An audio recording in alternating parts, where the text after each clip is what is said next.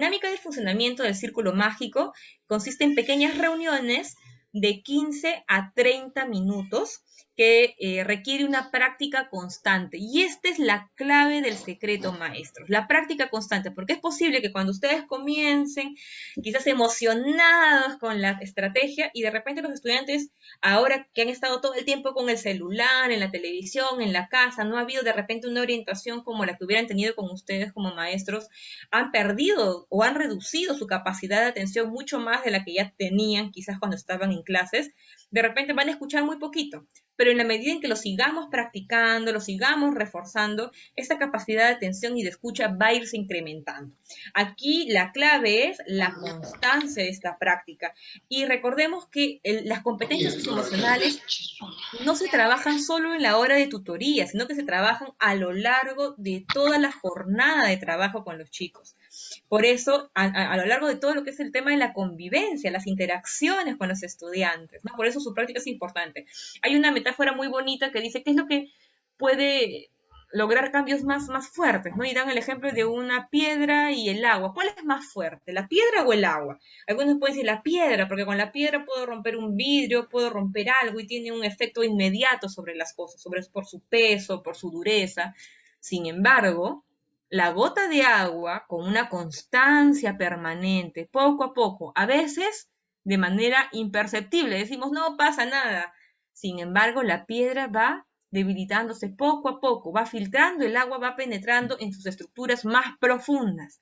De esta manera podemos trabajar también con el círculo mágico. Estas interacciones que van a tener satisfactorias y positivas con los estudiantes, sus estudiantes con ustedes, va a permitir ir moldeando aspectos de su personalidad que de repente en casa no eran tan favorables y que los van a acompañar a sus estudiantes a lo largo de toda su vida.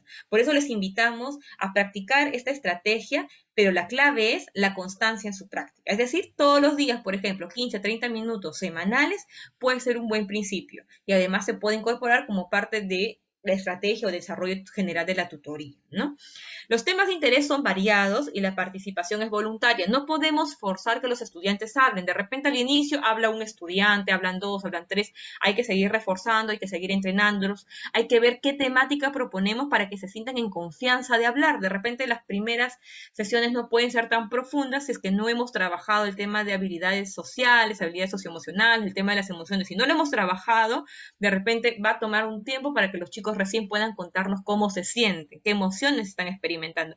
Podemos comenzar con una estrategia lúdica y a partir de ahí, ¿qué les gustó de la estrategia? ¿Qué les divirtió? ¿Cómo podría ser mejor este juego para la próxima ocasión? Algo que ellos se sientan en confianza de hablar, como para ir entrenando las habilidades básicas para usar la estrategia del círculo. Recordemos que la estrategia no funciona en sí mismo si los estudiantes no saben cómo comportarse, cómo aprovechar el espacio. Entonces hay que entrenar también estas habilidades con constancia para que los estudiantes se apropien y vayan estableciendo la forma de comportarse en este espacio.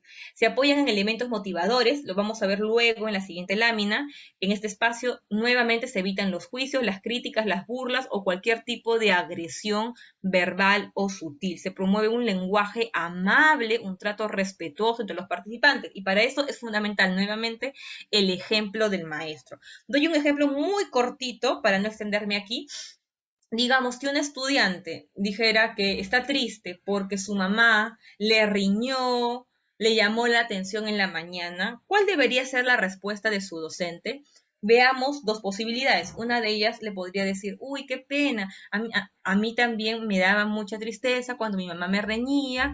¿Qué podríamos hacer aquí para animarte? Podría ser una respuesta de la docente. Y otra respuesta alternativa podría ser, o sea, que no necesariamente es favorable, podría ser, ¿qué habrás hecho para que tu mamá te haya reñido? ¿Qué habrá pasado? O cuéntame, ¿qué hiciste? ¿Por qué tu mamá te castigó? Por ejemplo, estas dos formas últimas de responder no serían apropiadas, porque en la anterior, donde le dice, ¿qué hiciste para que tu mamá te riñera? Implícitamente, sin quererlo, podría estar implícito un juicio, como diciendo que ella es la responsable, que podría serlo, que podría ser el caso, pero no nos toca a nosotros tomar partido ni por la mamá ni por la niña, ni para decirle, uy, qué mala tu mamá, ni tampoco para decir, qué bien, tu mamá te ha castigado, te ha corregido, tienes que aprender a comportarte. No, nosotros no tomamos partido de esa situación. Lo que nos interesa es poderle dar la contención a la niña. Porque, y aquí hay un principio importante, los niños que se sienten bien, se comportan bien. Los niños que se comportan mal, en el fondo se sienten mal. A veces pensamos que podemos corregir malos comportamientos haciéndolos sentir mal. La lógica de los castigos. Sin embargo, esta lógica no funciona así.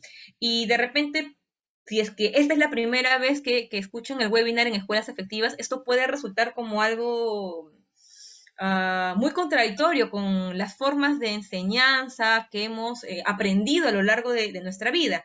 Sin embargo, partamos de este principio. Los niños que se sienten bien se portan bien, los niños que se sienten mal se portan mal. Entonces, si queremos que se porten bien, ¿por qué habríamos de hacerlos sentir mal?